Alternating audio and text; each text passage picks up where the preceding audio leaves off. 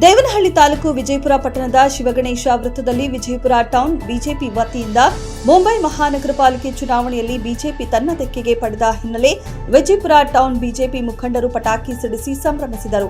ಇನ್ನು ಇದೇ ಸಂದರ್ಭದಲ್ಲಿ ವಿಜಯಪುರ ಟೌನ್ ಬಿಜೆಪಿ ಅಧ್ಯಕ್ಷ ವೆಂಕಟೇಶ್ ಪ್ರಭು ಅವರು ಮಾತನಾಡಿ, ಮುಂಬೈ ಮಹಾನಗರ ಪಾಲಿಕೆ ಚುನಾವಣೆಯಲ್ಲಿ ಬಿಜೆಪಿ ಅತಿ ಹೆಚ್ಚು ಸ್ಥಾನಗಳನ್ನು ಗೆಲ್ಲುವ ಮೂಲಕ ನಗರಸಭೆ ಬಿಜೆಪಿ ತೆಕ್ಕೆಗೆ ಪಡೆದಿದೆ.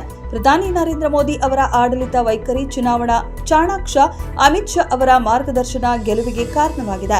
ನಮ್ಮ ಕರ್ನಾಟಕದಲ್ಲೂ ಮುಂಬರುವ ತಾಲೂಕು, ಜಿಲ್ಲಾ ಹಾಗೂ ಇತರೆ ಚುನಾವಣೆಗಳಲ್ಲೂ ಬಿಜೆಪಿ ಅಧಿಕಾರಕ್ಕೆ ಬರುವುದು ನಿಶ್ಚಿತ ಎಂದು ಸಂತೋಷ ವ್ಯಕ್ತಪಡಿಸಿದರು.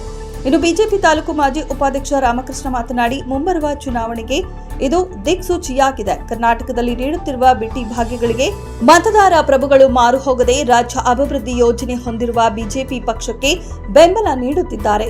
ಕಾಂಗ್ರೆಸ್ ಅಲ್ಲೋ ಇಲ್ಲೋ ರಾಜ್ಯಗಳಲ್ಲಿ ಅಧಿಕಾರದಲ್ಲಿದೆ. ಮುಂದಿನ ಚುನಾವಣೆ ಮುಗಿದ ನಂತರ ಕಾಂಗ್ರೆಸ್ ಮುಕ್ತ ಭಾರತ ಆಗುವುದರಲ್ಲಿ ಸಂಶಯವಿಲ್ಲ ಎಂದು ತಿಳಿಸಿದರು.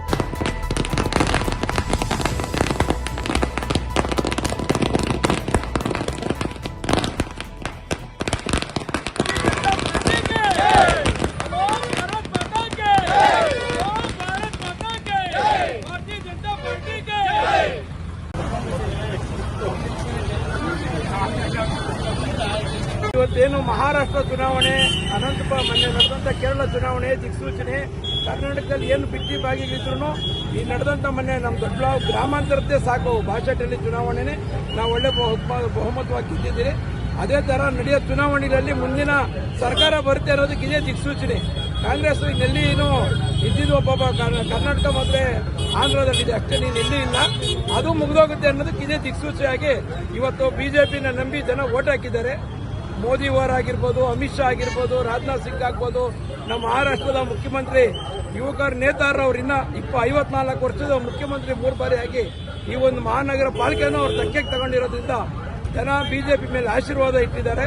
ಇದೊಂದು ಒಳ್ಳೆ ದಿನಗಳು ಬಂದಿದೆ ಅನ್ನೋದಕ್ಕೆ ಇದೇ ಸಾಕ್ಷಿ.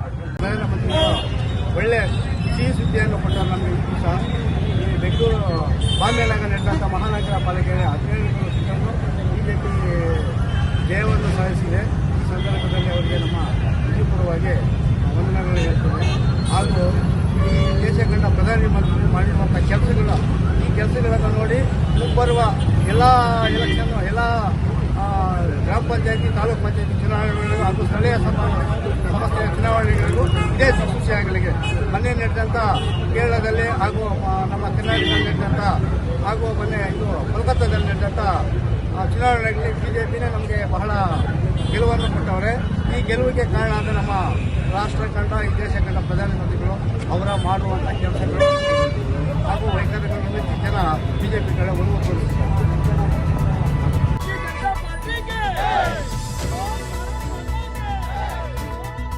ವರದಿ ಅಕ್ಷಯವಿ, ದೇವನಹಳ್ಳಿ. ಮೆಂಡು ನ್ಯೂಸ್ ನೆಟ್ವರ್ಕ್, ಸತ್ಯದ ಕನ್ನಡಿ.